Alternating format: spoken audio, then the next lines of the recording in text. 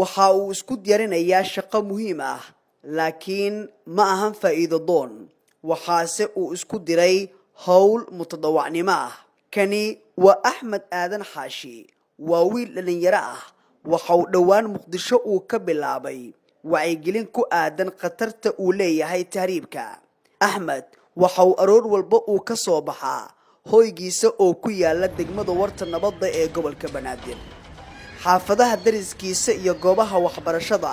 ayuu ka bilaabaa wacyigelinta waxa uu adeegsadaa codbaahiyo nooca gacanta lagu qaato iyo boorar yaryar oo ay ku xaqan yihiin sawirro muujinaya dhibaatooyinka tahriibka wacyigelintiisa tahriibka waxa uu bilaabay kadib markii uu mar tahriibay waxaana uu la soo kulmay dhibaatooyin kala duwan waxaan u tahriibay Sacuudi Arabiya dhibaato fara badan baan kala soo kulmay badda iyo macnaha xabsiga soo galay marka dalka dib ugu soo noqday waxaan sameeyay wacyigelin marka wacyigelintaas hadda qaabkaan u sameeyo waxay tahay waxaan isticmaalayaa waa microphone iyo sawir saadaraadii microphone sawirkana waxaan u isticmaalaa waxa taa wacyigelin marka waxa kala sameeyo subaxii gurigeyga ka soo baxaa waxaan fiiriyaa time-kan soo baxay saacada kadibna waxaan ku soo dhaqaaqaa intaan soo labisto qalabkayga soo qaato gurigeyga ka soo baxo waxaan isku soo diyaar gareeyaa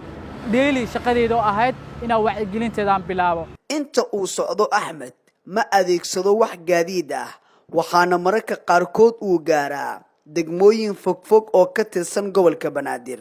hawshan Axmed cidna garab kuma siiso waxaana ku horgudban caqabado isdaba yaala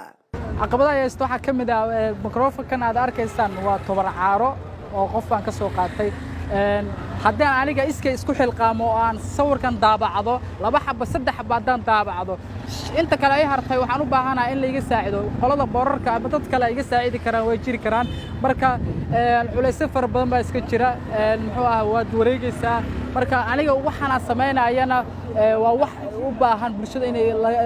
wada qabtaan ma wax keligay ah marka aniga kaalinteedu baa ka soo gudanaya ilaa hadda waajibaadkayga Axmed waxa uu gaargaar u la kulmaa dhalinyarada Muqdisho si uu uga wacyigeliyo dhibaatada tahriibka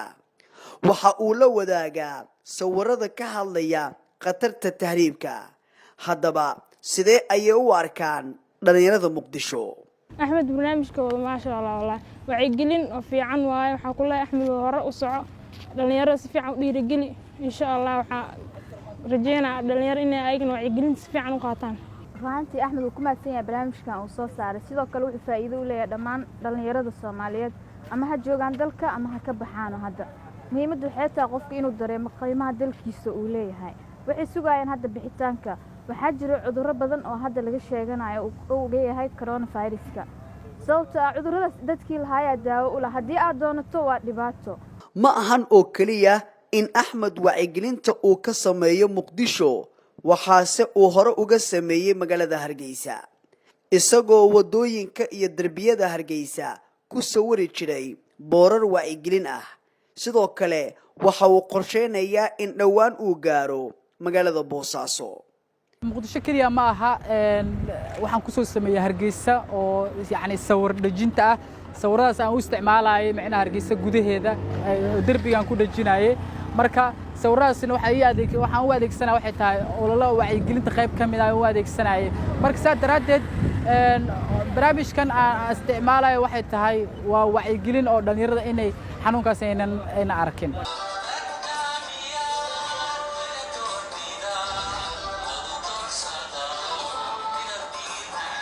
waxa uu rajeynayaa in dadaalkiisa garab la'aanta ah uu tahriibka kaga joojiyo dhalinyaro badan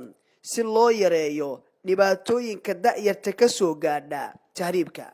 rajo waan ka qabaa sababta rajo waxaan uga qabaa waxay tahay ubadka sidiisa markuu dhasho wuxuu ku daydaa ilmaha ka weyn oo yacni socod baradka ah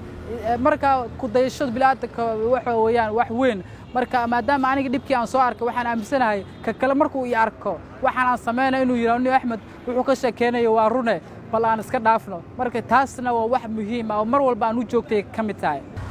wacyigelinta tahriibka ah ee uu sameeyo Axmed waxa uu adeegsadaa xigmadan caanka ah oo oranaysa tahriibku waa talo xumo ha haligi naftaada cabdirashiid maxamuud maxamed cabdirashiid rashka muqdisho oo cable TV magaalada muqdisho